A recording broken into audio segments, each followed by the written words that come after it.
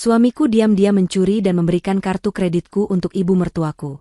Setelah pulang dari kantor tak sengaja aku mendengar ibu mertua berkata, "Aku butuh uang buat liburan dan beli tas mahal. Pakai kartu ini Bu. Beli apapun yang ibu mau, istriku yang bodoh itu tidak akan curiga." Ucap suamiku. Saat itu juga aku tahu harus melakukan sesuatu, dan apa yang kulakukan akan mengubah hidup mereka selamanya. Sebelum ceritanya dimulai, silahkan tulis di kolom komentar dari daerah mana saja teman-teman yang menonton cerita ini. Jangan lupa like dan subscribe agar channel ini bisa semakin berkembang dan bisa mempersembahkan cerita yang lebih menarik lagi. Tiara mematikan mesin mobilnya di garasi yang rapi. Pukul 6 sore. Ini lebih cepat 1 jam dari jadwal rutinnya. Hari ini rapat penting dengan investor berjalan sangat lancar. Proyek besar yang dia pimpin selama 3 bulan terakhir akhirnya disetujui. Timnya di kantor bekerja solid. Dan Tiara, sebagai manajer senior di perusahaan multinasional itu, merasa puas dan bersyukur. Dalam balutan blazer kerja berwarna krem dan hijab katun yang senada, Tiara menghela napas lega. Di usianya yang menginjak 32 tahun, karirnya sedang berada di puncak.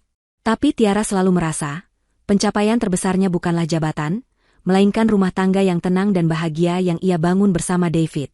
David adalah cinta sejatinya. Pria itu humoris, perhatian, dan selalu mendukung karir Tiara. Setidaknya, itulah yang Tiara yakini selama 5 tahun pernikahan mereka.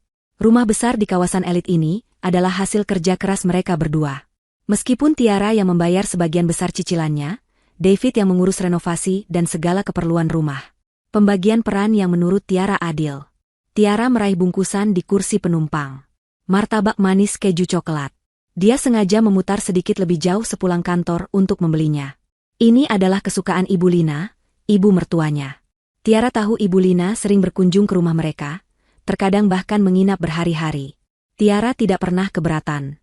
Baginya, Ibu Lina adalah ibu David, satu-satunya orang tua David yang tersisa. Tiara berusaha menyayanginya seperti ibunya sendiri. Walaupun usahanya seringkali terasa sia-sia. Ibu Lina tidak pernah benar-benar hangat padanya. Tiara, dengan hijab dan karirnya, selalu terasa salah di mata Ibu Lina. Selalu ada sindiran halus tentang Tiara yang terlalu sibuk, bekerja, tidak seperti istri teman-teman Ibu Lina yang mengabdi total di rumah. Seringkali ada perbandingan antara penghasilan Tiara dengan betapa borosnya Tiara karena membeli kopi di kafe. Tiara selalu menepisnya sebagai perbedaan generasi. Dia yakin cinta David padanya sudah cukup. Tiara melangkah pelan di teras yang asri. Aneh. Pintu depan sedikit terbuka. Biasanya David akan langsung membukanya begitu mendengar suara mobil Tiara masuk garasi. Tiara hendak mengucap salam, tapi suaranya tertahan di tenggorokan. Dia mendengar 2 suara dari ruang keluarga. Suara David, dan suara Ibu Lina. David, ibu ini pusing sekali memikirkannya. Suara Ibu Lina terdengar merengek manja, nada yang Tiara kenal betul. Nada yang biasanya muncul saat Ibu Lina menginginkan sesuatu. Arisan ibu bulan depan itu temanya liburan ke Bali. Malu dong ibu kalau tidak ikut. Belum lagi teman-teman ibu di grup itu, mereka semua pamer tas baru. Tas kulit buaya yang harganya ratusan juta itu. Kamu tahu kan? Tiara berhenti melangkah. Kakinya terpaku di lantai teras.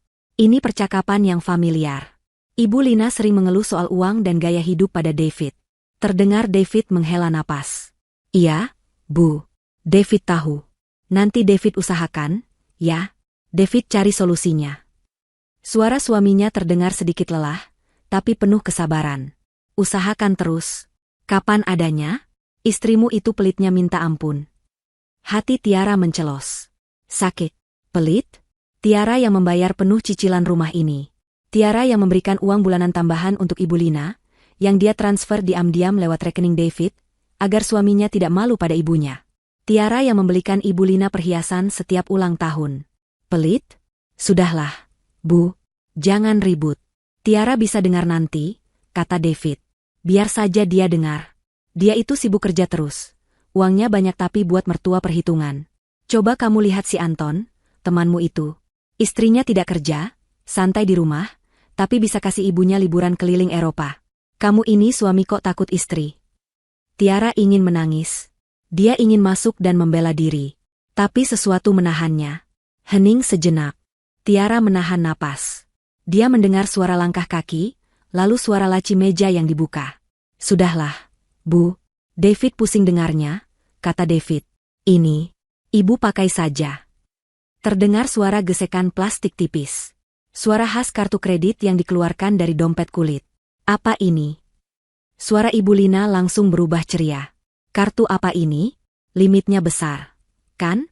Ibu tidak mau kalau cuma bisa beli kopi. Ini kartu kredit Tiara.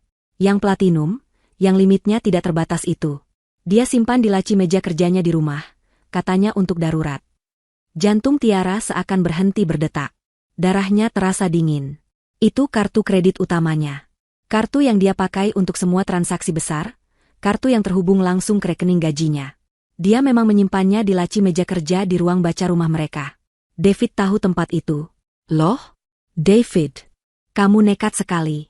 Nanti istrimu tidak marah. Suara Ibu Lina terdengar kaget, tapi lebih banyak nada gembira di dalamnya. Lalu Tiara mendengar sesuatu yang menghancurkan dunianya. Sesuatu yang membelah hatinya menjadi dua. Tawa suaminya. David tertawa. Tawa ringan yang dulu selalu menenangkannya. Tawa yang kini terdengar seperti tawa iblis di telinga Tiara. Istriku yang bodoh itu tidak akan curiga, Bu. Dia itu terlalu sibuk kerja, mana sempat dia periksa hal-hal kecil begini.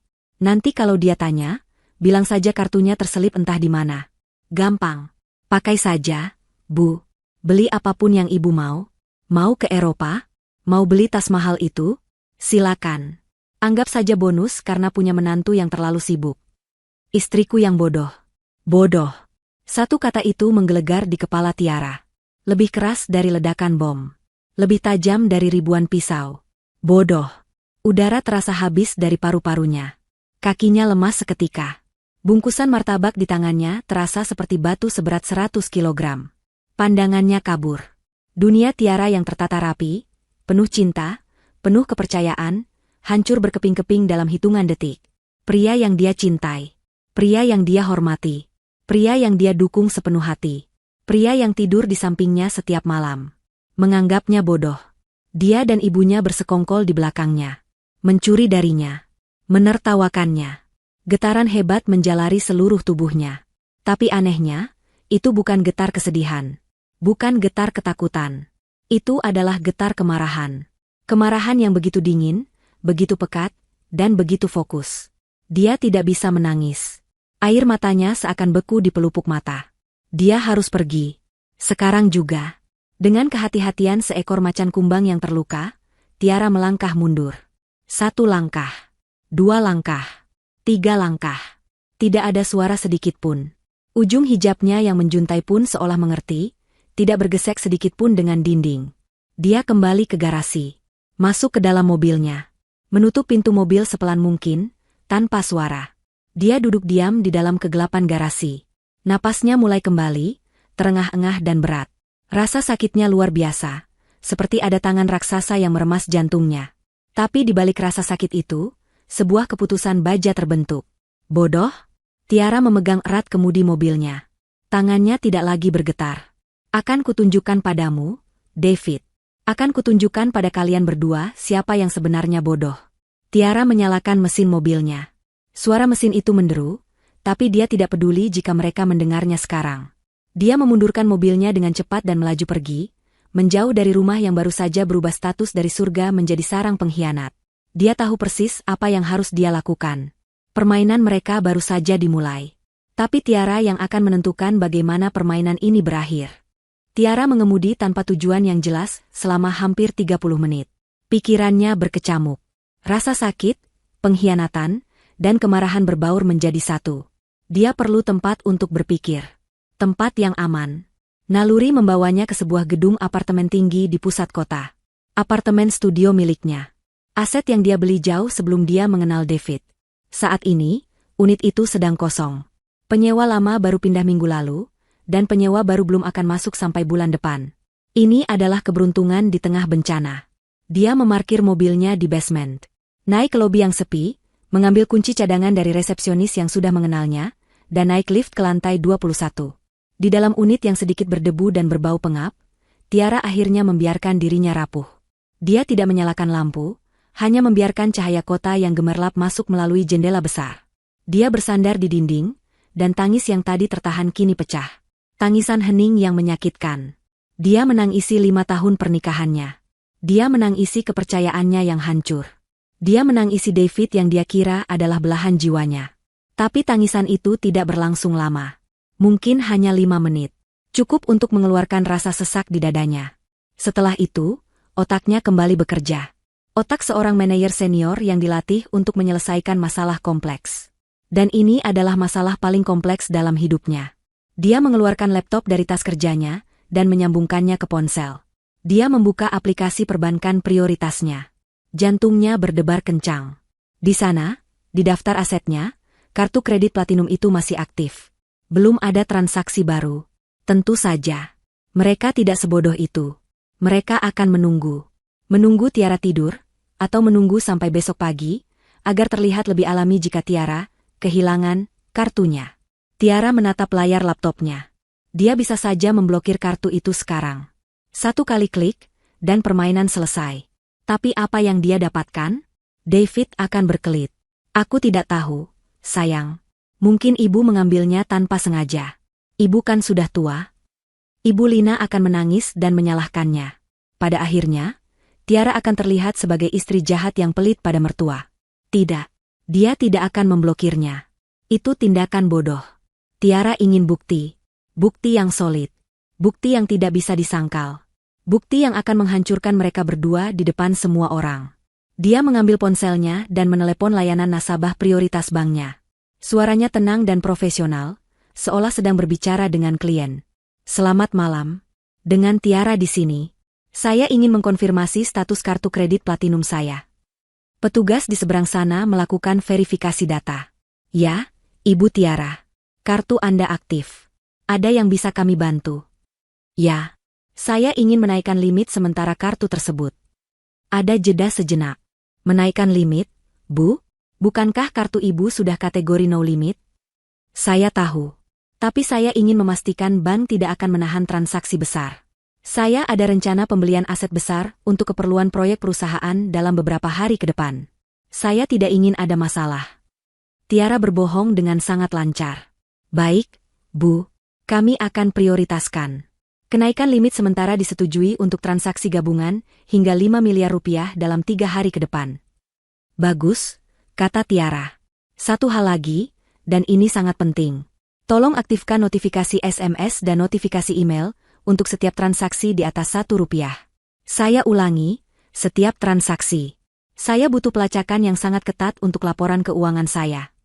Di atas 1 rupiah, Bu, biasanya minimal 100.000. Saya mau di atas 1 rupiah. Kerjakan saja. Baik, Ibu Tiara. Permintaan Anda sudah kami proses. Notifikasi SMS dan email aktif untuk semua transaksi. Tiara menutup telepon. Dia menatap layar laptopnya lagi. Sekarang, kartunya bukan lagi sekadar kartu kredit. Itu adalah umpan. Umpan terbesar yang pernah dia pasang. 1 jam kemudian, Tiara kembali memarkir mobilnya di garasi rumahnya. Dia menarik napas dalam-dalam. Wajahnya dia tata sedemikian rupa. Tampak lelah karena lembur, tapi normal. Bungkusan martabak yang sama, yang kini sudah dingin dan keras, dia bawa masuk. Assalamualaikum, sapanya saat melangkah masuk. David sedang menonton televisi di ruang keluarga. Ruangan yang sama tempat pengkhianatan itu terjadi. Ibu Lina sudah pulang. Waalaikumsalam, sayang. Kok lama sekali pulangnya? Aku telepon ke kantor, katanya kamu sudah pulang dari jam 6. David menatapnya. Senyumnya masih sama, tapi mata Tiara kini bisa melihat kepalsuan di baliknya. Tiara tertawa kecil. Tawa yang sudah dia latih di mobil. Iya, Mas. Tadi mampir beli martabak kesukaan Ibu. Tapi di jalan macet sekali.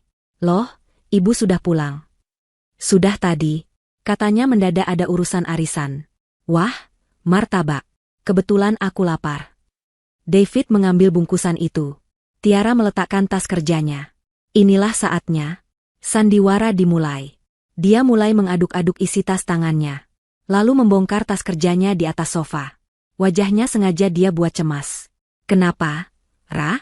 Cari apa? Tanya David, mulutnya penuh martabak. Memanggilnya, Ra, sebagai panggilan singkat dari Tiara. Mas, kamu lihat dompetku yang kecil warna nude? Yang tipis itu? David menoleh, mengernyit. Enggak. Memangnya kenapa?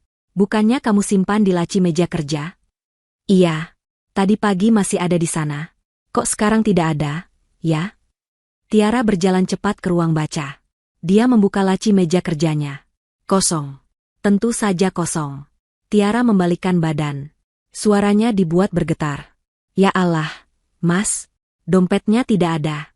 Kartu kredit platinumku ada di dompet itu. Sekarang David berdiri.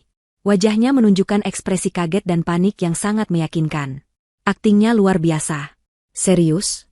Ra? Kamu yakin? Coba ingat-ingat lagi. Terakhir kamu pakai kapan? Justru itu aku tidak pernah pakai, Mas. Makanya aku simpan di laci itu untuk darurat. Astaga, gimana ini, Mas? Tiara sengaja menutupi wajahnya dengan tangan, seolah akan menangis. David segera memeluknya. Pelukan itu kini terasa dingin dan menjijikan bagi Tiara. Dia harus menahan seluruh tubuhnya agar tidak bergidik jijik. Tenang, tenang, sayang. Jangan panik dulu, David mengelus punggung Tiara. Mungkin terselip di tas lain. Atau jatuh di mobil. Coba kita cari besok pagi pas sudah terang. Jangan diblokir dulu kartunya. Siapa tahu ketemu. Kalau sudah diblokir kan repot lagi mengurusnya. Itu dia. Sesuai skenario. Jangan diblokir dulu. David memberinya perintah terselubung. Tiara mengangguk dalam pelukan David. Iya, Mas. Kamu benar. Semoga saja ketemu. Aku cari sampai besok sore deh. Kalau sampai besok sore tidak ketemu juga, aku terpaksa blokir. Dia sengaja memberi mereka batas waktu. Waktu 24 jam untuk berbelanja. Ya sudah. Kamu istirahat saja. Kelihatan capek sekali.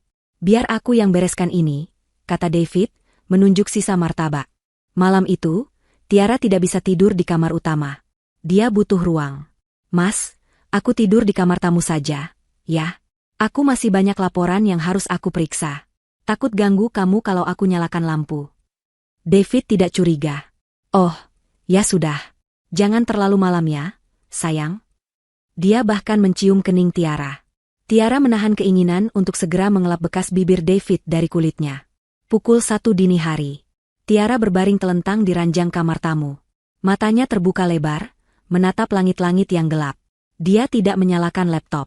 Dia hanya menunggu. Ponselnya tergeletak di atas bantal, di samping telinganya. Tiba-tiba, layar ponsel itu menyala. Satu notifikasi email. Satu notifikasi SMS. Masuk bersamaan. Transaksi di butik elegan, sebesar 85 juta rupiah dengan kartu kredit Anda telah disetujui. Tiara menutup matanya. Rasa sakit itu menusuk lagi. 85 juta rupiah. Ibu Lina tidak membuang waktu. Dia pasti langsung membeli tas yang dia inginkan. Tiara tidak bergerak. Senyum yang sangat dingin dan tipis terbit di bibirnya di kegelapan. 5 menit kemudian. Layar menyala lagi. Transaksi di Vogue Jewelry, sebesar 120 juta rupiah dengan kartu kredit Anda telah disetujui. Tiara menarik napas panjang. Silakan, Bu, bisik Tiara pada langit-langit kamar yang gelap. Habiskan sepuasnya. Gesek terus kartu itu. Belanjakan semua impian Ibu. Tiara tidak tidur sama sekali malam itu. Dia hanya berbaring diam, mengamati notifikasi yang mulai berdatangan satu persatu, seperti rentetan tembakan. Setiap gesekan, bisiknya lagi, adalah paku untuk peti mati kalian sendiri. Pagi harinya, Tiara bangun di kamar tamu. Dia sengaja tidak memakai riasan, membiarkan lingkaran hitam di bawah matanya terlihat jelas. Dia membasuh wajahnya, memakai hijab bergonya yang biasa dia pakai di rumah, dan berjalan ke dapur dengan langkah yang diseret. Dia harus terlihat seperti istri yang kelelahan dan stres berat. David sudah duduk di meja makan, menyeruput kopi, tampak segar dan santai. Kontras yang membuat perut Tiara mual. Pagi, sayang, sapa David, senyumnya masih sama. Sudah ketemu dompetnya? Tiara menggeleng pelan, suaranya parau. Belum, Mas. Aku semalaman tidak bisa tidur memikirkannya. Aku cari di semua tasku, di laci-laci, tidak ada. Sudah cek di mobil? Mungkin jatuh di bawah jok, kata David, nadanya penuh simpati palsu. Belum, nanti aku cek lagi. Tiara duduk di depan David, hanya mengaduk-aduk teh hangatnya. Dia tidak bisa makan. Ya sudah, nanti kita cari sama-sama. Jangan panik begitu. Kamu hari ini ke kantor? Harus, kata Tiara. Ada rapat penting. Tapi aku tidak tenang, Mas. Aku kepikiran kartu itu. Kalau dipakai orang bagaimana? Hus, jangan mikir yang aneh-aneh. Paling juga terselip. Sudah, jangan diblokir dulu ya. Tunggu sampai sore ini. Siapa tahu nanti siang pas bersih-bersih rumah. Ketemu, bujuk David. Tiara menatap suaminya. Pria yang dulu sangat dia cintai itu kini terlihat seperti orang asing yang menjijikkan. Iya, Mas. Aku tunggu sampai sore ini. Di kantor, Tiara tidak bisa fokus pada rapatnya. Pikirannya tertuju pada ponselnya, yang dia letakkan di atas meja rapat dengan mode senyap, hanya getar. Dan ponsel itu terus bergetar. Getaran pertama. Transaksi di Plaza Elektronik sebesar 55 juta rupiah. Tiara membayangkan Ibu Lina membeli televisi layar datar terbesar yang ada di toko itu. Getaran kedua. Transaksi di Royal Travel sebesar 150 juta rupiah. Itu dia. Perjalanan ke Eropa yang dia inginkan. Ibu Lina tidak main-main. Dia memesan paket liburan mewah. Getaran ketiga. Transaksi di Restoran Le Ciel sebesar 7.500.000 rupiah. Ibu Lina pasti sedang merayakan kemenangannya dengan makan siang mewah bersama teman-teman arisannya. Tiara memejamkan mata sejenak di tengah presentasi klien.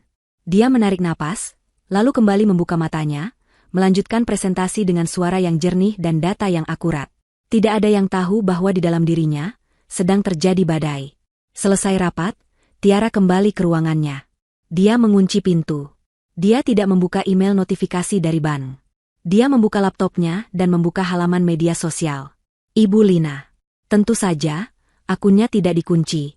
Ibu Lina adalah tipe orang yang butuh pengakuan, yang ingin seluruh dunia melihat kesuksesannya. Tiara tidak perlu menggulir lama.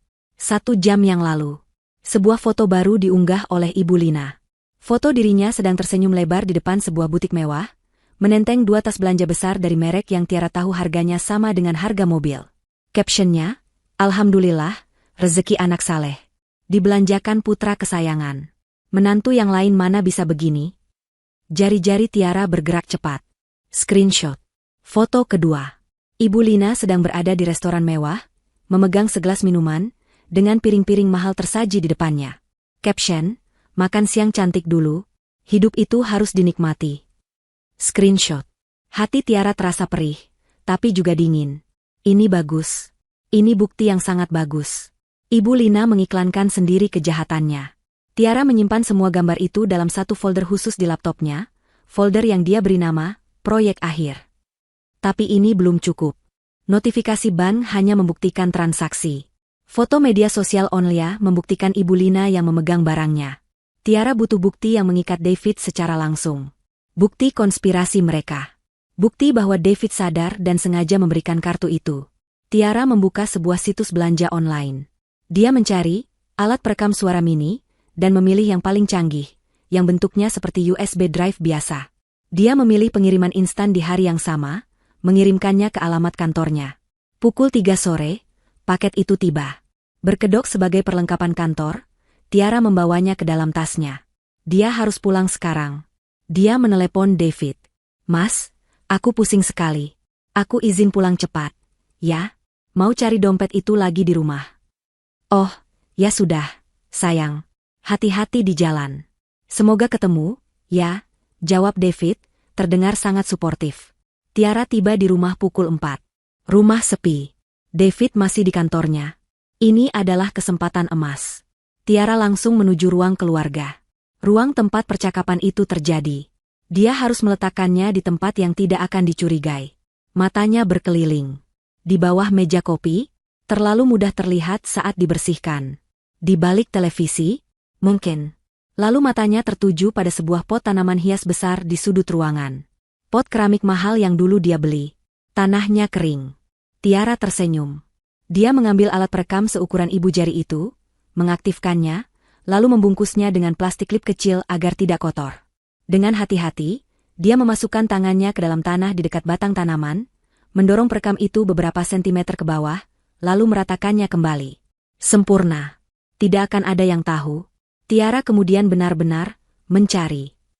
Dia membongkar laci, melihat ke bawah sofa, mengecek semua tasnya lagi. Dia sengaja membuat ruang kerja dan kamar tidur sedikit berantakan. Agar saat David pulang, dia melihat bukti, usaha keras, Tiara. Pukul 7 malam, David pulang. Tiara langsung menyambutnya dengan wajah putus asa. Mas, tidak ada. Aku sudah bongkar semuanya. Tidak ada. David memeluknya. Sabar, sayang, sabar. Malam itu, mereka duduk di ruang keluarga. Tiara berpura-pura menonton televisi, tapi seluruh inderanya terfokus pada pot tanaman di sudut ruangan. Ponsel David berdering. Nama, ibu, muncul di layar. Tiara melihatnya sekilas. Jantungnya berdebar kencang. David mengangkat telepon itu, sedikit menjauh dari Tiara. Halo, Bu? Tiara menahan napas. SSTT, jangan keras-keras. Ada Tiara di sini, bisik David. Tiara pura-pura fokus pada acara televisi. Iya, bagaimana, Bu? Sudah? Ada jeda. David mendengarkan. Oh, bagus. Sudah ibu beli tasnya? Syukurlah kalau ibu senang. Liburannya juga sudah. Jeda lagi. Apa, Bu? Apartemen? Ibu mau beli apartemen? David terkejut. Yang di dekat mall itu, bukannya mahal sekali? Mata Tiara membelalak. Ini di luar dugaannya. Apartemen? Iya, tapi pakai kartu Tiara lagi? Bu, ini sudah kebanyakan. Nanti dia curiga. Tiara menajamkan telinganya. Ah, ibu ini. Ya sudah. Tapi kapan? Besok? Kan Tiara sudah panik. Dia mau blokir kartunya sore ini, tapi David tahan-tahan. David bilang tunggu sampai besok. David mendengarkan lagi. Oke. Besok pagi ibu langsung ke kantor pemasarannya? DP-nya berapa memang? David terdiam. 1 miliar? Astaga, Bu. Ibu yakin? Ya sudah, terserah ibu. Gesek saja. Nanti urusan Tiara, biar David yang tangani. Bilang saja ini tagihan palsu atau apa. Gampanglah. Istriku yang bodoh itu percaya saja sama David. Istriku yang bodoh. Lagi. Kata itu lagi. Tiara memejamkan matanya. Cukup. Dia sudah punya semuanya. Rekaman percakapan malam ini adalah paku terakhir. Ya sudah, Bu. Hati-hati. Jangan lupa hapus riwayat teleponnya, kata David sebelum menutup telepon. David kembali duduk di samping Tiara, tersenyum. Ibu, tadi telepon. Menanyakan kabarmu. Khawatir katanya dengar kartumu hilang. Tiara membalas senyuman itu. Senyuman yang terasa seperti topeng es. Oh, ya? Baik sekali ibu. Malam itu, Tiara mengunduh file audio dari perekam itu ke laptopnya.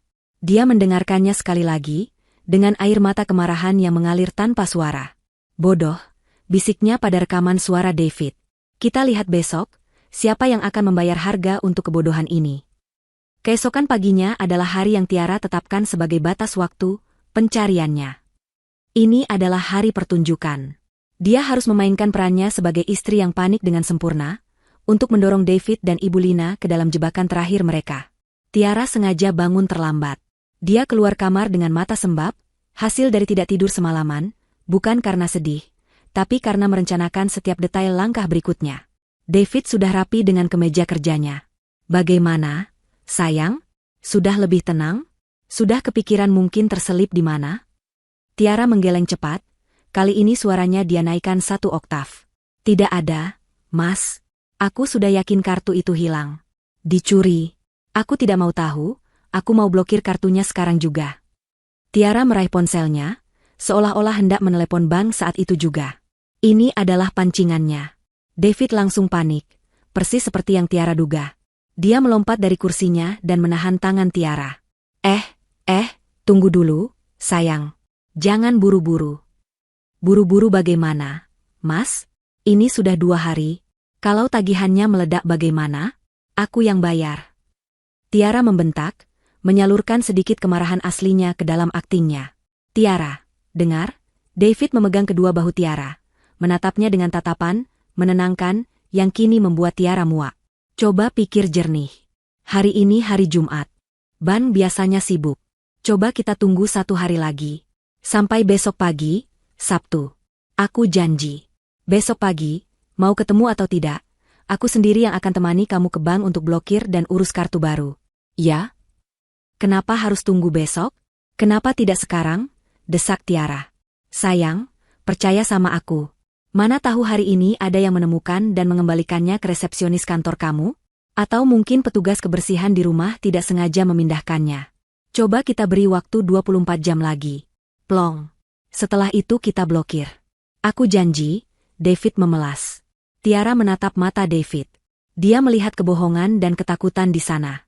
Ketakutan bahwa rencananya dan ibunya akan gagal di detik-detik terakhir. David butuh hari ini. Hari ini adalah hari Ibu Lina akan menggesek kartu itu untuk uang muka apartemen. Tiara berpura-pura berpikir keras. Dia menghela napas panjang, seolah sangat terpaksa. Ya sudah. Tapi ini hari terakhir. Mas, aku tidak mau tahu. Besok pagi, jam 9, kita harus sudah ada di bank. Mau ketemu atau tidak kartunya, aku akan blokir permanen. Wajah David langsung berseri-seri. Lega. Nah, begitu dong, sayang. Kamu memang istri yang paling pengertian. Sudah, jangan stres lagi, ya. Aku berangkat kerja dulu. David mencium kening Tiara. Tiara menahan diri untuk tidak menghapus jejak bibir David dari keningnya. Begitu suara mobil David menghilang dari garasi, Tiara langsung bergegas. Dia tidak pergi ke kantor hari ini. Dia mengambil cuti darurat. Dia mandi, berdandan rapi. Dia memakai setelan kerja terbaiknya, hijab sutra yang elegan. Dia bukan lagi Tiara yang panik. Dia adalah Tiara sang eksekutor. Dia mengumpulkan semua buktinya ke dalam satu USB drive baru, folder, proyek akhir. Isinya adalah ratusan screenshot notifikasi SMS dan email transaksi kartu kredit, diurutkan berdasarkan tanggal dan jam. Semua screenshot unggahan media sosial Ibu Lina, yang tanggalnya cocok dengan tanggal transaksi. File audio rekaman percakapan David dan Ibu Lina malam sebelumnya. Bukti konspirasi yang tak terbantahkan. Pukul 10 pagi, Tiara sudah duduk di lobi sebuah firma hukum ternama di pusat kota. Dia punya janji temu dengan pengacara perceraian dan pidana terbaik, Pak Irfan. Ibu Tiara, silakan masuk, kata seorang asisten. Tiara melangkah masuk ke ruangan yang luas dan berwibawa. Pak Irfan, seorang pria paruh baya yang tenang, menyambutnya. Selamat pagi, Ibu Tiara. Ada yang bisa saya bantu? Tiara duduk. Dia tidak menangis. Dia tidak terlihat seperti korban yang rapuh. Dia terlihat seperti seorang CEO yang akan mempresentasikan proyek. Selamat pagi, Pak Irfan. Saya kesini tidak hanya untuk konsultasi perceraian. Saya kesini untuk melaporkan tindak pidana pencurian dan penipuan yang dilakukan oleh suami saya, David, dan ibu mertua saya, Ibu Lina. Pak Irfan sedikit terkejut dengan ketenangan dan ketegasan Tiara. Baik, Bu. Bisa ceritakan kronologinya? Tiara meletakkan USB drive itu di atas meja. Saya rasa akan lebih efisien jika Bapak melihat ini. Selama 30 menit berikutnya, Pak Irfan membuka file demi file. Wajahnya berubah dari tenang, menjadi kaget, lalu menjadi sangat serius. Dia mendengarkan rekaman audio itu dengan saksama. Saat rekaman suara David berkata, istriku yang bodoh itu. Terdengar, Pak Irfan menatap Tiara dengan penuh simpati. Namun Tiara tetap diam, wajahnya datar. Setelah semua bukti diperiksa, Pak Irfan melepaskan kacamatanya. Ibu Tiara, ini luar biasa. Bukti Anda sangat lengkap. Sangat kuat. Jadi, apa yang bisa kita lakukan, Pak? Tanya Tiara. Ini bukan hanya kasus perdata perceraian, Bu, kata Pak Irfan, nadanya tegas. Ini murni pidana. Pencurian, penipuan, dan penyalahgunaan kepercayaan. Kita bisa menuntut ganti rugi penuh atas semua kerugian materi. Dan kita bisa menuntut hukuman penjara untuk suami Anda dan ibu mertua Anda. Tiara mengangguk. Saya mau keduanya. Saya mau cerai, dan saya mau mereka bertanggung jawab secara hukum. Saat mereka sedang menyusun strategi, ponsel Tiara yang tergeletak di meja bergetar hebat. Sebuah notifikasi email dan SMS masuk bersamaan. Tiara melihatnya. Pak Irfan juga ikut melihat. Transaksi di PT Properti Sejahtera sebesar 1 miliar rupiah dengan kartu kredit Anda telah disetujui. Itu dia. Uang muka apartemen. Tiara tersenyum. Senyuman pertama yang tulus hari itu. Itu adalah senyum kemenangan. Maaf, Pak, katanya kepada Pak Irfan. Tolong tambahkan yang barusan itu ke dalam daftar tuntutan kerugian. Mereka baru saja membeli apartemen. Pak Irfan menatap Tiara dengan kekaguman. Ibu Tiara, Anda adalah klien saya yang paling tenang yang pernah saya temui dalam kasus seperti ini. Baik, kita akan siapkan semuanya. Kita akan masukkan gugatan cerai dan laporan kepolisian secara bersamaan. Kapan kita bisa bergerak? Tanya Tiara. Saya butuh 2 hari untuk menyiapkan semua dokumen hukumnya. Bagaimana kalau kita eksekusi hari Senin? Tiara menggeleng. Terlalu lama. Saya punya ide yang lebih baik. Suami saya mengadakan pesta ulang tahun kecil di rumah kami hari Minggu malam. Semua keluarga besarnya akan datang. Pak Irfan mengangkat alisnya. Saya ingin kita melakukannya saat itu, kata Tiara. Di depan semua keluarganya. Pak Irfan terdiam sejenak, lalu dia tersenyum tipis. Itu akan menjadi sebuah pertunjukan yang sangat menarik. Baik, Bu Tiara. Kita lakukan sesuai rencana Anda. Fase 2 akan kita eksekusi pada hari Minggu malam. Tiara berdiri, menjabat tangan pengacaranya. Terima kasih, Pak Irfan. Sampai bertemu hari Minggu. Dia berjalan keluar dari kantor hukum itu dengan langkah tegap. Langit Jakarta yang terik terasa sejuk di kulitnya. Permainan kucing dan tikus sudah berakhir. Sang kucing telah menang. Sekarang, saatnya sang kucing menunjukkan taringnya. Minggu malam itu, rumah Tiara dan David berubah menjadi panggung sandiwara. Dari luar, segalanya tampak sempurna. Rangkaian lampu-lampu taman berkelip indah. Aroma barbeku yang lezat menguar dari halaman belakang. Musik jazz instrumental yang lembut mengalun, menyambut para tamu yang mulai berdatangan. Ini adalah pesta ulang tahun David yang ke-35. Tiara, sebagai tuan rumah, adalah gambaran istri yang sempurna.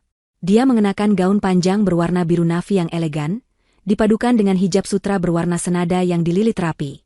Wajahnya dirias tipis namun profesional, memancarkan aura tenang dan bahagia. Dia menyambut setiap tamu dengan senyum hangat, termasuk keluarga besar David yang datang dari luar kota. Tidak ada seorang pun yang bisa menduga badai yang bergolak di dalam hatinya. Tidak ada yang tahu bahwa senyumnya adalah topeng yang ditempa dari baja terdingin. David, sang bintang malam, tampak luar biasa bahagia. Dia mengenakan kemeja batik sutra mahal, hadiah dari Tiara minggu lalu. Dia merangkul pinggang Tiara dengan bangga, memamerkan istrinya yang cantik dan sukses kepada semua orang. Dia merasa seperti raja.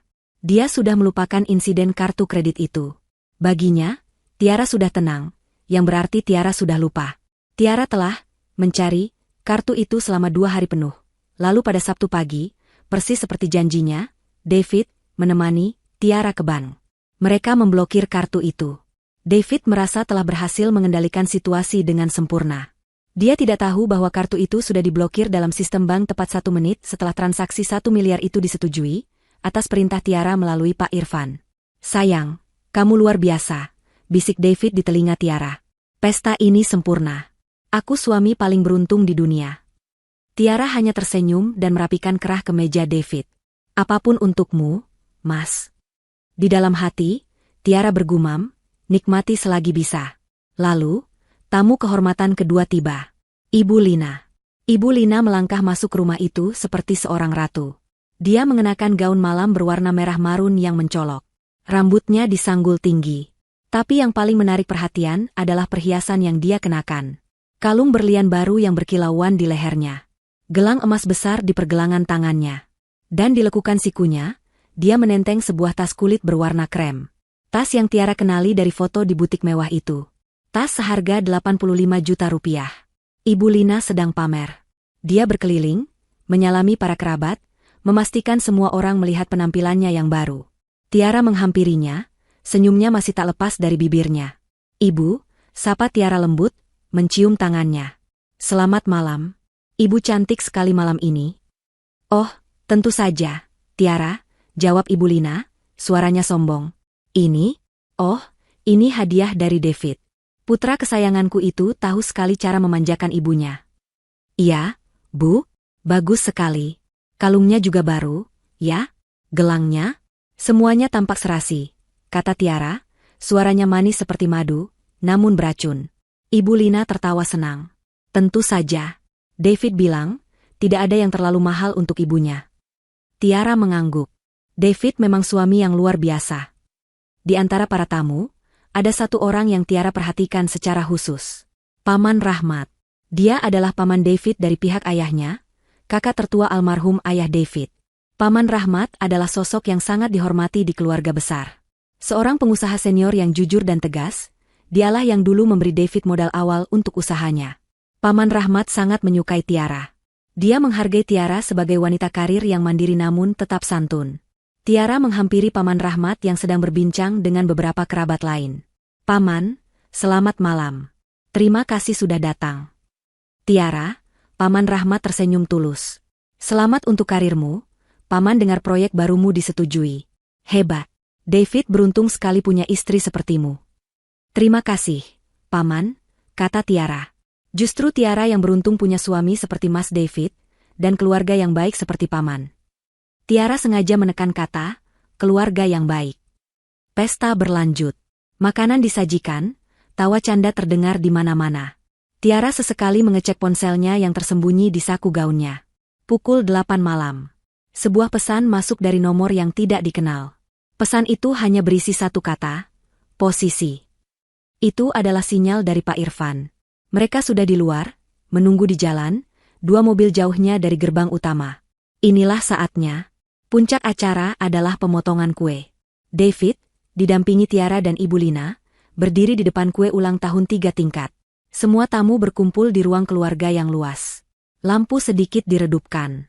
Setelah lagu, "Selamat ulang tahun," selesai dinyanyikan, David meniup lilinnya. Tepuk tangan meriah terdengar. David mengambil mikrofon nirkabel. "Terima kasih semuanya sudah datang," kata David, wajahnya berseri-seri. "Di usiaku yang ke-35 ini, aku merasa lengkap. Aku punya ibu yang luar biasa, yang selalu mendukungku," katanya sambil menatap Ibu Lina. Ibu Lina tersenyum bangga. "Dan aku punya istri yang paling hebat di dunia. Tiara. Terima kasih, sayang, untuk pesta ini, untuk dukunganmu. Aku mencintaimu." Para tamu bertepuk tangan lagi. Beberapa berseru, "So sweet." Tiara mengambil mikrofon dari tangan David. Jantungnya berdebar kencang, bukan karena takut, tapi karena adrenalin. "Terima kasih, Mas David, atas kata-kata manismu." Tiara menatap berkeliling. Matanya bertemu dengan mata Paman Rahmat, Ibu Lina, dan David. "Sebagai istri, aku juga ingin memberikan hadiah spesial untuk suamiku tercinta. Aku sudah menyiapkan sebuah presentasi kecil. Sebuah video kenang-kenangan. Bukan hanya untuk Mas David, tapi untuk kita semua, terutama untuk Ibu Lina." Ibu Lina tampak sedikit kaget namanya disebut, tapi kemudian dia tersenyum, mengira ini adalah bagian dari kejutan untuknya. Tiara memberi isyarat kepada petugas audiovisual yang sudah dia sewa. Layar proyektor besar yang terpasang di dinding putih ruang keluarga menyala. Ruangan menjadi gelap. Para tamu mengarahkan perhatian mereka ke layar. David merangkul Tiara, siap menonton video pujian tentang dirinya. Ibu Lina berdiri tegak, siap menjadi pusat perhatian. Tiara memegang remote proyektor di tangannya. "Ini adalah sebuah rekaman yang sangat berarti bagiku," kata Tiara, suaranya sedikit bergetar, yang disalahartikan tamu sebagai getaran haru. "Ini aku rekam beberapa hari yang lalu. Aku ingin kalian semua mendengarkan betapa luar biasanya suami dan ibu mertuaku." Dia menekan tombol play. Layar tetap hitam. Hening sejenak. Lalu, sebuah visual gelombang audio muncul. Dan sebuah suara memenuhi ruangan melalui sistem pengeras suara yang dipasang Tiara. Bukan suara Tiara. Itu suara Ibu Lina. "David, ibu ini pusing sekali memikirkannya. Arisan ibu bulan depan itu temanya liburan ke Bali. Malu dong ibu kalau tidak ikut. Belum lagi teman-teman ibu di grup itu, mereka semua pamer tas baru." Ruangan itu hening seketika. Musik jazz berhenti. Suara tawa mati. David melepaskan rangkulannya dari pinggang Tiara. Wajahnya membeku. Suara di rekaman berlanjut. "Itu suara David." "Iya, Bu. David tahu. Nanti David usahakan, ya." Lalu suara Ibu Lina lagi. "Usahakan terus. Kapan adanya? Istrimu itu pelitnya minta ampun." Terdengar napas tertahan dari para tamu. Paman Rahmat yang sedang duduk, langsung menegakkan punggungnya. Matanya menatap tajam ke arah David. David menoleh ke Tiara. Matanya membelalak ngeri. "Tiara, apa-apaan ini? Matikan," bisiknya panik. Tiara tidak bergerak. Matanya menatap lurus ke layar. Rekaman berlanjut, memainkan bagian paling penting. Suara David. "Ini. Ibu pakai saja." Suara Ibu Lina. "Kartu apa ini? Limitnya besar, kan?" Suara David. "Ini kartu kredit Tiara. Yang platinum." Dia simpan di laci meja kerjanya di rumah. Dan kemudian, tawa David yang ringan itu terdengar, menggema di ruangan yang sunyi senyap. Istriku yang bodoh itu tidak akan curiga, Bu.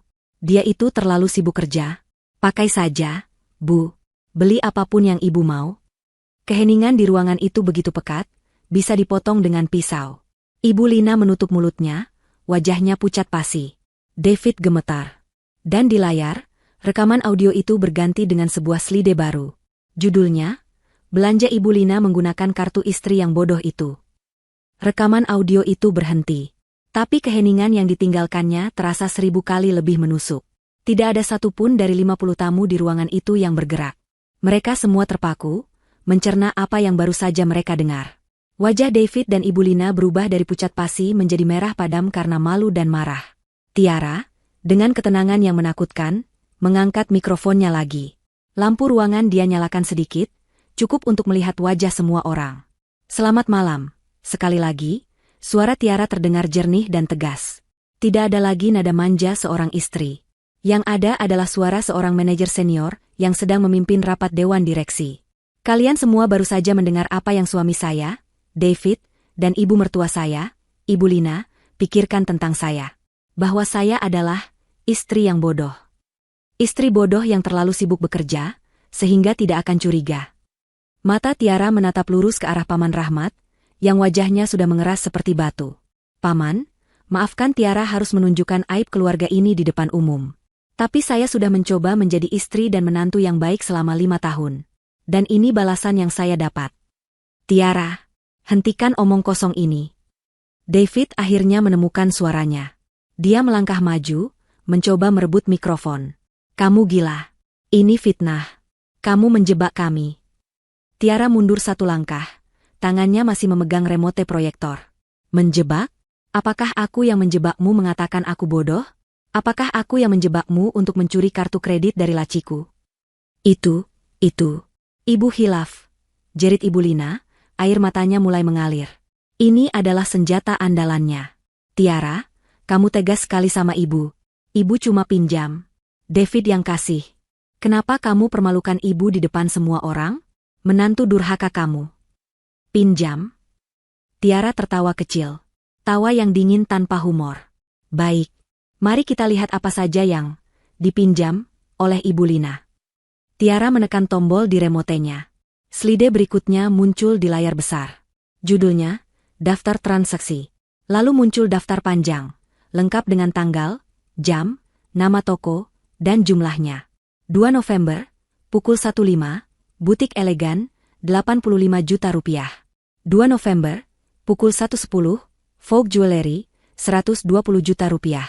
2 November, pukul 9.30, Plaza Elektronik, 55 juta rupiah. 2 November, pukul 11.15, Royal Travel, paket Eropa, 150 juta rupiah. 2 November, pukul 13, Restoran Le Ciel, 7.500.000 rupiah. Dan daftar itu terus berlanjut. Barang-barang mewah, perawatan salon mahal, transfer ke beberapa rekening tak dikenal. Dan di bagian paling bawah, dengan huruf merah tebal. 4 November, pukul 10.30, PT Properti Sejahtera, 1 miliar rupiah. Total kerugian, 1.545.250.000 rupiah. Terdengar pekikan tertahan dari para tamu. 1,5 miliar rupiah. Dalam waktu kurang dari 3 hari. 1,5 miliar, ulang Tiara dengan jelas. Apakah itu yang ibu sebut pinjam? Ibu Lina terhuyung. Dia tidak menyangka Tiara tahu semuanya, sampai ke angka pastinya. Tiara menekan tombol lagi. Slide berikutnya. Judul, Bukti Pembelian. Layar terbelah 2. Di sisi kiri, adalah screenshot notifikasi transaksi, butik elegan, 85 juta rupiah. Di sisi kanan, adalah foto yang diambil Tiara dari media sosial Ibu Lina 1 jam yang lalu. Foto Ibu Lina yang menenteng tas mahal itu, tas yang sedang dia pakai sekarang. Ini, kata Tiara, menunjuk ke tas di tangan Ibu Lina. Dibeli pada pukul 1 pagi, menggunakan kartu saya, saat saya sedang tidur. Tas yang ibu bilang adalah hadiah dari David. Slide berikutnya. Transaksi, Vogue Jewelry, 120 juta rupiah. Di sebelahnya, foto Ibu Lina di pesta malam ini, mengenakan kalung dan gelang yang sama persis. Perhiasan ini, Tiara menunjuk Ibu Lina. Juga, hadiah, dari David, yang dibayar lunas oleh istrinya yang bodoh. Para tamu mulai berbisik. Wajah mereka menunjukkan rasa jijik dan tidak percaya. Mereka memandangi Ibu Lina, yang kini gemetar hebat, perhiasan curiannya terasa membakar kulitnya. Slide terakhir. Uang muka apartemen mewah. Sebuah salinan bukti transfer dari bank. Sebesar 1 miliar rupiah. Untuk pembelian 1 unit apartemen atas nama Ibu Lina. Tiara akhirnya mematikan proyektor. Ruangan kembali terang. Semua ini, Tiara melanjutkan, suaranya kini bergetar oleh amarah yang tertahan. Mereka lakukan di belakang saya. Mereka bersekongkol. Suami saya, yang saya cintai, memberikan kartu saya kepada ibunya, membiarkannya menguras uang hasil kerja keras saya. Uang yang saya kumpulkan dari lembur, dari rapat sampai tengah malam, dari mengorbankan waktu saya. Dan mereka berdua menertawakan saya di belakang. David. Sebuah suara menggelegar memecah keheningan. Itu suara Paman Rahmat. Dia sudah berdiri. Wajahnya merah padam. Dia berjalan lurus ke arah David. Paman. Paman ini tidak seperti kelihatannya. David tergagap, mundur ketakutan. Tidak seperti kelihatannya, bentak Paman Rahmat. Kami semua mendengar rekamannya. Kami semua melihat buktinya. Kamu mencuri dari istrimu sendiri, David. Kamu, anak yang saya bantu modal usahanya. Kamu mempermalukan nama keluarga. Bukan saya, Paman. Ini semua ide ibu. David, dalam kepanikannya, melakukan kesalahan fatal. Dia menyalahkan ibunya. David, jerit Ibu Lina. Kamu. Diam kalian berdua, raung Paman Rahmat. Saya tidak pernah mengira kalian serendah ini. Mengambil hak orang lain, apalagi hak Tiara, yang sudah begitu baik pada kalian. David dan Ibu Lina terdiam, menunduk malu di bawah tatapan menghakimi seluruh keluarga mereka. Pesta ulang tahun itu telah berubah menjadi pengadilan keluarga. Dan tepat pada saat itu, bel pintu berbunyi. Semua mata menoleh ke pintu. Tiara, dengan langkah yang tenang, berjalan untuk membukanya. Oh, kata Tiara, suaranya terdengar jelas di mikrofon yang masih dia pegang. Pasti itu tamu kehormatan saya yang terakhir. Pintu terbuka. Masuklah Pak Irfan, pengacara Tiara, dengan setelan jasnya yang rapi, membawa sebuah map tebal. Di belakangnya, berdiri 2 orang pria tegap berseragam polisi. Seluruh ruangan menahan napas. Pak Irfan melangkah ke tengah ruangan, di samping Tiara. Dia menatap David dan Ibu Lina dengan tatapan dingin. Selamat malam, sapa Pak Irfan, suaranya tenang namun berwibawa. Maaf mengganggu pestanya. Nama saya Irfan, saya kuasa hukum dari Ibu Tiara. Dia membuka mapnya. Bapak David, katanya, menyerahkan selembar surat kepada David yang gemetar. Ini adalah surat gugatan cerai dan tuntutan ganti rugi penuh atas nama klien saya. David menatap surat itu dengan nanar. Pak Irfan lalu beralih ke Ibu Lina. Dan Ibu Lina, katanya, atas nama klien saya, Ibu Tiara, kami telah membuat laporan kepolisian pagi ini. Kedua petugas polisi itu melangkah maju. Ibu Lina, kata salah satu petugas. Anda kami tahan atas dugaan tindak pidana pencurian dan penipuan, berdasarkan pasal 362 dan 378 Kitab Undang-Undang Hukum Pidana. Ibu Lina menjerit histeris. Dia ambruk ke lantai. David terpaku di tempatnya, surat cerai di tangannya terasa lebih berat dari batu. Para tamu memandang ngeri saat petugas polisi membantu Ibu Lina berdiri. Pesta telah resmi berakhir. Kehancuran mereka baru saja dimulai. Badai itu meletus dengan kekuatan yang memekakan telinga. Detik pertama setelah polisi mengucapkan kata, ditahan, jeritan histeris Ibu Lina memecah keheningan yang mencekam. Itu bukan tangisan penyesalan, itu adalah raungan amarah dan rasa malu yang tak tertanggungkan. Tidak. Saya tidak mau. Lepaskan. Ini fitnah. Fitnah. Ibu Lina meronta-ronta, berusaha melepaskan diri dari pegangan petugas. Gaun merah marunnya yang mewah kini kusut. Sanggulnya yang tinggi mulai miring. David. David, tolong ibu. Katakan pada mereka. Katakan kalau ini semua bohong. David. David berdiri kaku seperti patung es. Surat gugatan cerai di tangannya terasa membakar kulit. Dia tidak bisa bergerak. Matanya terpaku pada Tiara, yang berdiri tegak di samping pengacaranya, wajahnya tenang dan dingin seperti hakim yang baru saja menjatuhkan palu. Petugas, bawa dia, kata Pak Irfan dengan tenang. Tiara, kamu menantu durhaka. Kamu menjebak saya. Kamu akan dikutuk. Kamu. Makian Ibu Lina terpotong saat petugas dengan sigap namun tegas membawanya berjalan menuju pintu keluar. Tas seharga 85 juta itu terlepas dari genggamannya dan jatuh ke lantai dengan suara pelan yang menyedihkan. Kalung berlian di lehernya, yang tadinya menjadi pusat kekaguman, kini tampak seperti rantai yang mengejek. Para tamu pesta bergeser, memberi jalan dengan ekspresi campur aduk antara ngeri, jijik, dan sedikit rasa puas. Pesta ulang tahun David telah resmi berubah menjadi tontonan penangkapan yang memalukan. Bisikan-bisikan langsung terdengar. Ya Tuhan, 1,5 miliar. Dia benar-benar melakukannya? Memakai tas curiannya ke pesta? David terlibat juga, menjijikan. Ibu Lina masih berteriak-teriak saat dia digiring melewati pintu depan, suaranya menggema di jalanan yang sepi, sebelum akhirnya teredam oleh suara pintu mobil polisi yang ditutup. Di dalam ruangan, keheningan kembali menyelimuti. Tapi kali ini, keheningan itu terasa berat dan penuh penghakiman. David akhirnya tersentak dari kelumpuhannya. Matanya liar. Dia melihat para tamu yang menatapnya dengan pandangan menghina. Dia melihat para pelayan catering yang membeku di tempat. Lalu dia melihat Paman Rahmat. Paman tolong saya, rintih David. Ini adalah harapan terakhirnya. Paman Rahmat adalah kepala keluarga. Paman Rahmat berjalan pelan ke arahnya. Dia tidak terlihat marah lagi. Dia hanya terlihat sangat lelah dan kecewa. Dia berhenti di depan David. Tolong. Suara Paman Rahmat rendah, tapi terdengar jelas di seluruh ruangan. Minta tolong untuk apa, David? Minta tolong membenarkan pencurianmu? Minta tolong membelamu karena kamu bersekongkol dengan ibumu untuk mengkhianati istrimu sendiri. Itu bukan saya tidak. David tergagap. Saya mendengarnya, David. Kita semua mendengarnya. Istriku yang bodoh. Paman Rahmat mengucapkan kata-kata itu dengan penuh rasa jijik. Kamu tahu, David, ayahmu, almarhum adik saya, pasti menangis di alam kubur melihat kelakuanmu.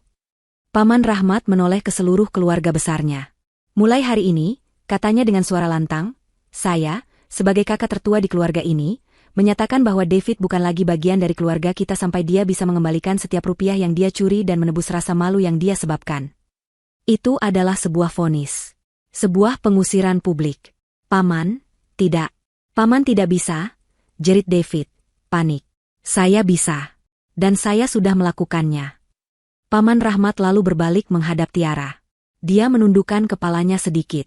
Tiara, katanya, suaranya kini melembut. Atas nama keluarga kami, Paman minta maaf.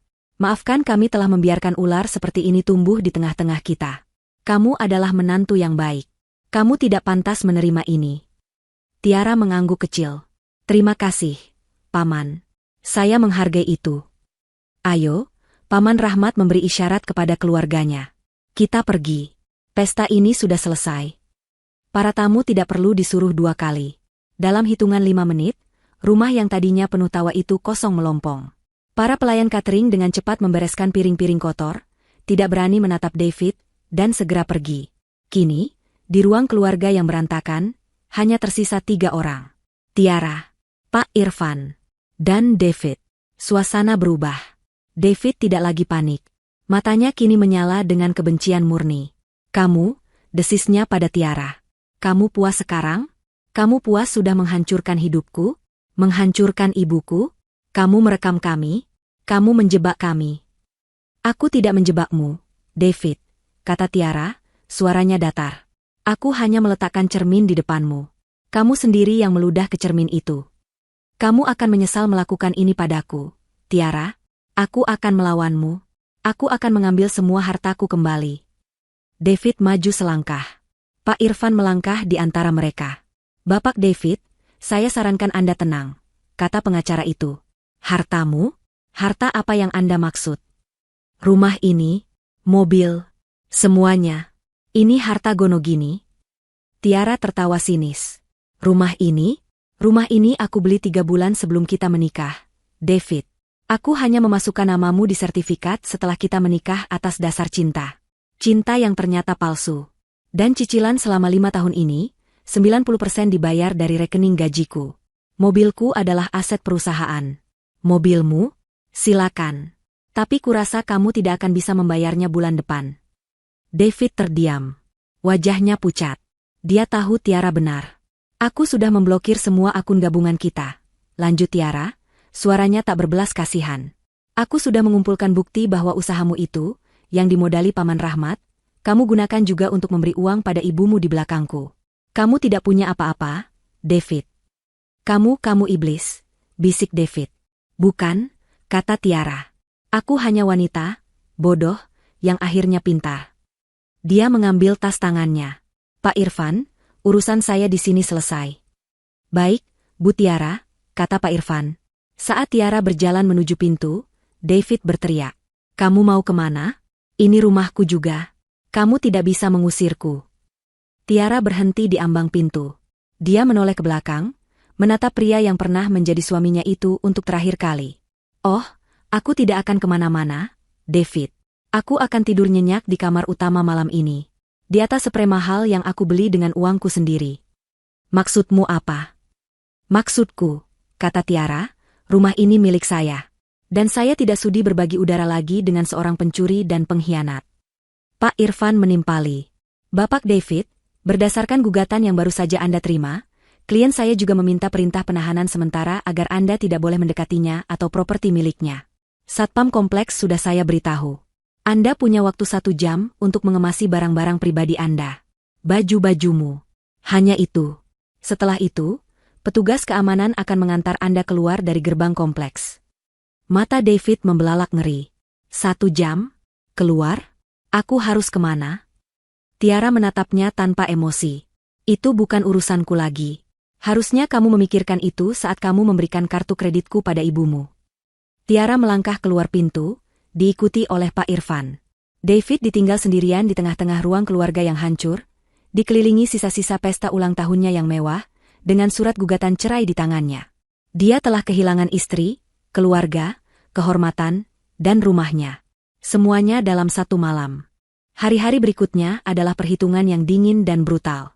Berita tentang pesta ulang tahun David yang dramatis menyebar, seperti api di kalangan sosialita Jakarta, dan di lingkungan keluarga besar mereka. Kisah itu diceritakan ulang dengan berbagai bumbu, tapi intinya tetap sama. David dan Ibu Lina adalah penipu serakah yang dipermalukan secara telak oleh Tiara, sang istri bodoh, yang ternyata seorang ahli strategi jenius. Proses hukum berjalan dengan kecepatan yang tidak biasa. Ini bukan lagi sekadar kasus perceraian biasa. Ini adalah kasus pidana dan perdata yang buktinya begitu telak sehingga tidak ada ruang untuk perdebatan. Ibu Lina merasakan dampaknya paling pertama. Dia menghabiskan 1 malam di sel tahanan yang dingin dan kotor, pengalaman yang menghancurkan harga dirinya yang setinggi langit. Keesokan paginya, dia dibebaskan dengan jaminan. David tidak bisa menjaminnya, rekeningnya dibekukan. Ironisnya, Paman Rahmat yang turun tangan. Bukan karena kasihan, tapi karena dia tidak tahan nama keluarganya terus-menerus disebut dalam laporan berita kriminal. Paman Rahmat memaksa Ibu Lina menandatangani surat utang pribadi untuk biaya jaminan dan pengacara, dengan bunga yang tinggi. David sendiri menjadi paria. Dia menumpang di sebuah kamar kos sempit, sisa-sisa uang tunai di dompetnya menipis dengan cepat. Dia mencoba menghubungi pengacara untuk melawan gugatan Tiara, tapi tidak ada yang mau mengambil kasusnya tanpa uang muka yang besar. Rekening gabungan mereka, yang David pikir berisi tabungan bersama, ternyata sudah dikelola dengan cerdik oleh Tiara. Tiara telah memindahkan semua gajinya ke rekening pribadi baru 3 bulan lalu, tepat setelah dia mulai curiga dengan keuangan David.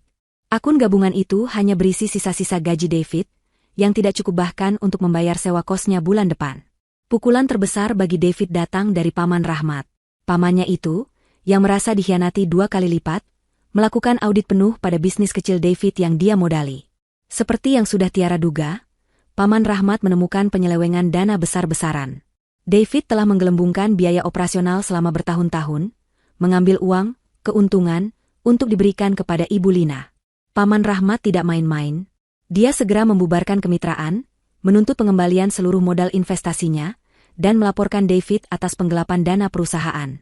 Di ruang sidang, pemandangannya bahkan lebih menyedihkan. Persidangan pidana Ibu Lina berjalan cepat. Pak Irfan mempresentasikan bukti-bukti itu satu persatu. Screenshot media sosial Ibu Lina yang pamer tas dan perhiasan disandingkan dengan tanggal transaksi kartu kredit Tiara. Rekaman audio, istriku yang bodoh, diputar ulang, membuat hakim menggelengkan kepala. Pengacara Ibu Lina tidak bisa berbuat apa-apa. Vonisnya telak. Ibu Lina terbukti bersalah atas pencurian dan penipuan. Mengingat usianya, hakim memberinya pilihan, hukuman penjara 5 tahun, atau hukuman percobaan penuh dengan syarat wajib lapor, pelayanan sosial, dan yang terpenting, restitusi penuh.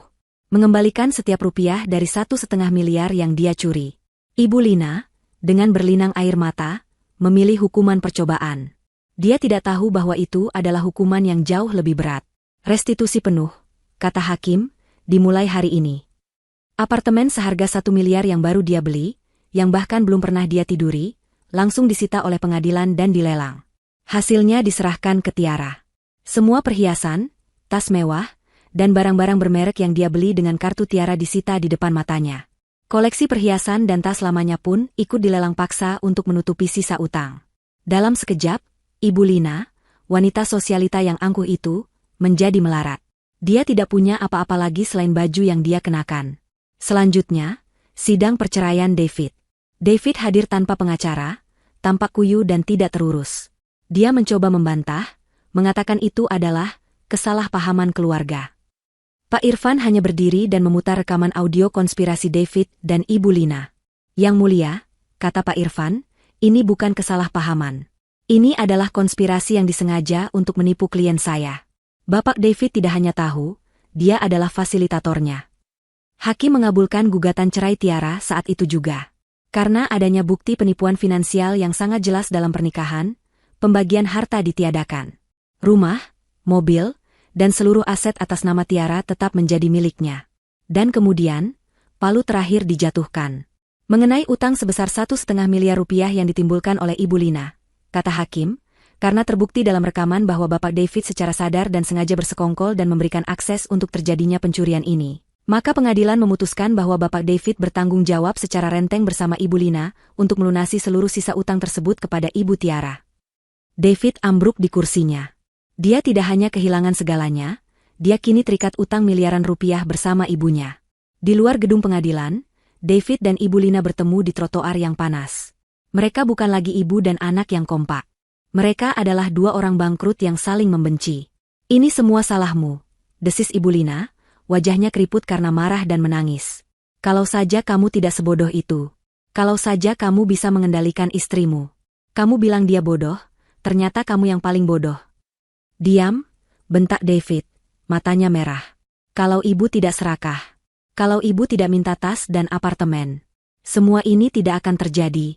Ibu menghancurkan hidupku. Kamu yang menghancurkan hidup ibu. Mereka bertengkar hebat di depan umum, saling menyalahkan, tidak menyadari tatapan orang-orang yang lewat. Mereka telah mendapatkan karma mereka. Bukan hanya kehilangan uang dan kemewahan, tapi mereka juga kehilangan satu-satunya hal yang mereka miliki, satu sama lain. Mereka kini terikat bersama, bukan oleh cinta, tapi oleh utang miliaran dan kebencian abadi. Kehidupan setelah palu hakim diketuk adalah kenyataan yang brutal. Bagi David dan Ibu Lina, kejatuhan mereka bukan hanya soal finansial. Itu adalah kejatuhan sosial yang total dan memalukan. Mereka telah menjadi sampah masyarakat, cerita peringatan yang dibisikkan di pesta-pesta arisan dan pertemuan keluarga. Keluarga besar yang dulu menghormati mereka kini membuang muka. Paman Rahmat menepati janjinya. Dia secara resmi mencoret nama David dari bisnis keluarga, dan memastikan tidak ada satupun kerabat yang boleh membantunya, baik dengan uang maupun pekerjaan. David dan Ibu Lina kini benar-benar sendirian. Mereka terpaksa pindah. Rumah keluarga Ibu Lina yang dulu sering dia banggakan ternyata juga sudah lama digadaikan ke bank tanpa sepengetahuan David. Dengan disitanya semua aset berharga Ibu Lina, dia tidak mampu lagi membayar cicilannya. Bank menyita rumah itu. Dalam waktu kurang dari sebulan setelah pesta ulang tahun David, ibu dan anak itu terusir dari rumah mewah mereka. Satu-satunya tempat yang bisa mereka tuju adalah rumah kontrakan petak yang sempit di pinggiran kota. Sebuah bangunan sederhana dengan 2 kamar tidur kecil, berdinding tripleks yang catnya sudah mengelupas, terletak di sebuah gang kumuh yang becek. Kontrasnya begitu tajam dengan kehidupan mereka sebelumnya. Dulu, Ibu Lina biasa minum teh di taman yang asri. Sekarang, dia harus duduk di teras sempit, menghirup aroma got yang mampet dan mendengarkan suara bising knalpot motor yang lalu lalang. Karma Ibu Lina terasa begitu spesifik dan kejam. Dia, yang dulu hidupnya hanya untuk pamer kemewahan, kini tidak punya apa-apa untuk dipamerkan. Semua tas bermereknya hilang, perhiasannya ludes. Dia kini hanya memiliki beberapa helai pakaian biasa.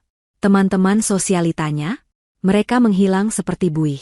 Beberapa bahkan memblokir nomornya, tidak mau dikaitkan dengan seorang penipu yang terbukti bersalah. Dia harus bekerja. Di usianya yang sudah tidak muda lagi, tanpa keahlian selain bergosip dan menghabiskan uang, pilihan pekerjaannya sangat terbatas. Setelah berminggu-minggu mencari, satu-satunya pekerjaan yang bisa dia dapatkan adalah sebagai pencuci piring di sebuah warung makan Padang yang ramai, tidak jauh dari kontrakan mereka.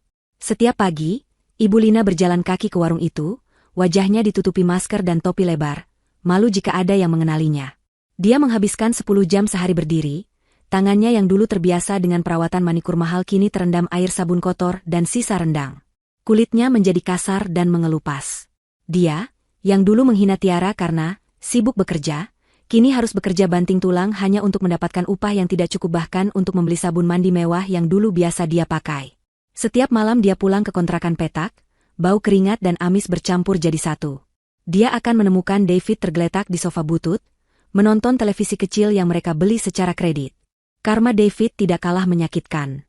Dia, pria yang dulu bangga dengan penampilannya yang necis dan statusnya sebagai suami sukses, meskipun di atas keringat istrinya, kini menjadi pengangguran yang putus asa.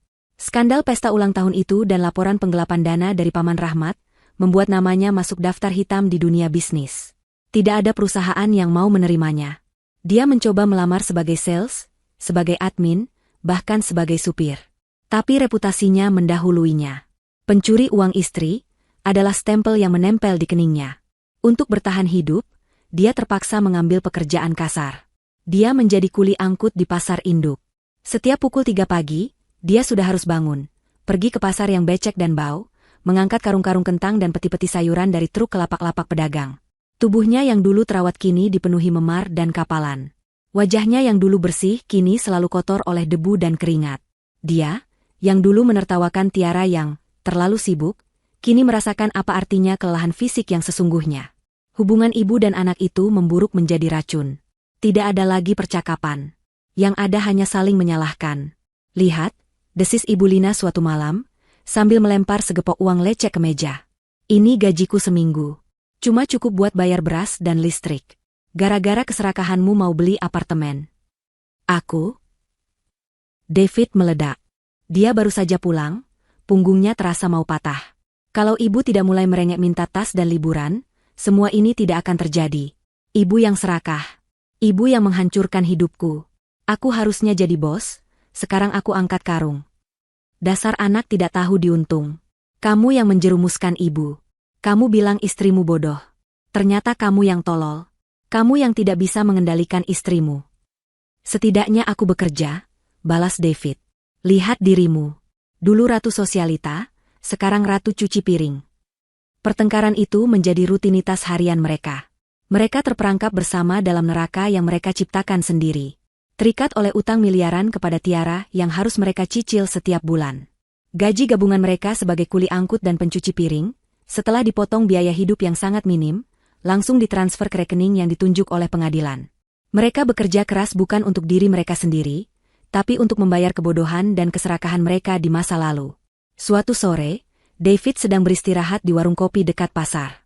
Matanya secara tidak sengaja tertuju pada sebuah majalah bisnis yang tergeletak di meja. Di halaman sampulnya, terpampang wajah seorang wanita yang sangat dia kenal. Itu Tiara. Dia tampak bersinar. Mengenakan blazer berwarna cerah, hijabnya tertata sempurna, senyumnya memancarkan kepercayaan diri dan kesuksesan. Judul besar di bawah fotonya berbunyi, Tiara, bangkit dari pengkhianatan, memimpin proyek miliaran. David membaca artikel itu dengan tangan gemetar. Artikel itu menceritakan bagaimana Tiara berhasil memimpin proyek baru di perusahaannya menuju kesuksesan besar, hanya beberapa bulan setelah perceraiannya yang sulit. Dia dipuji sebagai salah satu pengusaha wanita paling inspiratif tahun itu. Ada fotonya sedang menerima penghargaan. Ada fotonya sedang berlibur di Jepang, pemandangan yang indah di belakangnya. David meremas majalah itu dengan penuh amarah. Dia melihat bayangannya sendiri di kaca jendela warung yang kotor. Pria kuyu, berkaos oblong yang sobek di bahu, dengan wajah yang lelah dan putus asa. Dia telah kehilangan segalanya. Rumahnya, pekerjaannya, harga dirinya, keluarganya. Sementara Tiara, wanita yang dia sebut bodoh, itu, kini bersinar lebih terang dari bintang manapun. David melempar gelas kopinya yang masih sisa ke dinding. Air kopi itu mengotori tembok, seperti noda kotor yang kini menempel permanen di hidupnya. Dia telah menggali kuburnya sendiri, dan kubur ibunya. Dan kini mereka harus hidup terkubur di dalamnya. 1 tahun telah berlalu. Waktu telah memoles luka lama menjadi bekas yang nyaris tak terlihat. Bagi Tiara, tahun itu adalah tahun pemulihan, pertumbuhan, dan kebebasan mutlak. Pagi itu, Tiara berdiri di balkon apartemen barunya. Bukan apartemen studio kecil yang dulu dia sembunyikan, tapi sebuah penthouse mewah di jantung kota. Pemandangan Jakarta terbentang di hadapannya, berkilauan di bawah sinar matahari pagi. Dia menyesap kopi paginya, aroma kopi premium bercampur dengan udara segar. Dia baru saja kembali dari perjalanan bisnis sekaligus liburan singkat di Swiss. Proyek yang dulu dia pimpin saat skandal itu terjadi, kini telah berjalan sukses luar biasa. Dia mendapatkan promosi menjadi direktur. Karirnya melesat bagaikan roket. Hidupnya terasa lengkap. Dia tidak hanya mengambil kembali apa yang hilang darinya. Dia telah membangun sesuatu yang jauh lebih besar dan lebih kuat di atas puing-puing pengkhianatan itu. Dia mendekorasi ulang rumahnya yang dulu, menjualnya dengan keuntungan besar, lalu membeli penthouse ini. Dia memutuskan hubungan dengan segala sesuatu yang mengingatkannya pada David. Dia fokus pada dirinya sendiri. Dia rutin berolahraga, mengambil kelas melukis, menghabiskan waktu berkualitas dengan teman-temannya dan keluarganya sendiri. Hijabnya kini semakin modis, mencerminkan kepribadiannya yang baru, kuat, independen, dan tidak takut pada apapun. Dia tidak lagi merasa perlu menyenangkan semua orang. Dia hanya perlu menyenangkan dirinya sendiri dan Tuhannya. Ponselnya di atas meja marmer berbunyi pelan. Sebuah notifikasi masuk. Itu adalah notifikasi transfer bank. Sejumlah uang, tidak besar, tapi rutin masuk setiap tanggal 1. Pengirimnya, David dan Lina. Itu adalah cicilan bulanan terakhir dari utang mereka. Tiara menatap notifikasi itu selama beberapa detik. 1,5 miliar rupiah, dicicil sedikit demi sedikit dari gaji seorang kuli angkut dan pencuci piring selama 1 tahun penuh. Tentu saja itu tidak cukup. Sebagian besar pelunasan berasal dari lelang apartemen dan semua barang mewah Ibu Lina. Cicilan bulanan ini hanyalah sisa-sisa terakhir, debu dari kehancuran mereka. Tiara menekan tombol, hapus, pada notifikasi itu. Ekspresinya tidak berubah. Dia tidak lagi merasakan kemarahan. Dia tidak lagi merasakan sakit hati. Dia bahkan tidak merasakan kepuasan yang meluap-luap. Yang dia rasakan hanyalah kedamaian. Rasa lega karena sebuah bab yang kotor dalam hidupnya akhirnya resmi ditutup. Mereka telah membayar utang mereka, setidaknya secara finansial. Utang moral dan pengkhianatan itu akan mereka bawa selamanya. Dia teringat percakapan terakhirnya dengan Paman Rahmat beberapa minggu lalu. Pria tua itu meneleponnya, mengabarkan bahwa David akhirnya menyerah bekerja di pasar. Dia kabur, meninggalkan ibunya dan sisa utangnya. Tidak ada yang tahu dia kemana. Ibu Lina, yang kini sendirian dan semakin tua, terpaksa pindah ke rumah susun yang lebih murah lagi, melanjutkan hidupnya sebagai pencuci piring, menangisi nasibnya setiap malam. Paman Rahmat menelepon hanya untuk meminta maaf sekali lagi atas nama keluarganya. Tiara sudah memaafkan. Bukan untuk mereka, tapi untuk dirinya sendiri. Dia tidak mau membawa beban kebencian itu dalam hidupnya yang baru. Dia meletakkan cangkir kopinya. Hari ini adalah hari Sabtu. Dia tidak punya jadwal rapat. Dia berencana pergi ke galeri seni bersama teman-temannya. Saat dia bersiap-siap, memilih hijab sutra berwarna cerah yang cocok dengan suasana hatinya, dia bercermin. Dia melihat seorang wanita yang kuat. Seorang wanita yang dijatuhkan ke titik terendah, dihina sebagai bodoh, namun bangkit kembali dengan kecerdasannya sendiri. David dan Ibu Lina benar. Apa yang dia lakukan saat mendengar percakapan itu telah mengubah hidup mereka selamanya. Mereka kehilangan segalanya karena keserakahan mereka. Mereka kehilangan rumah, status, kehormatan, dan satu sama lain. Mereka mendapatkan karma yang setimpal. Dan Tiara, dia mendapatkan segalanya kembali. Dia mendapatkan kebebasannya. Dia mendapatkan kekayaannya. Dan yang terpenting, dia mendapatkan kembali harga dirinya. Tiara tersenyum pada bayangannya di cermin. Senyuman yang tulus, ringan, dan penuh rasa syukur. Dia meraih tas tangannya, melangkah keluar dari apartemennya, dan berjalan penuh percaya diri menyongsong matahari terbit. Hidupnya yang baru saja benar-benar dimulai.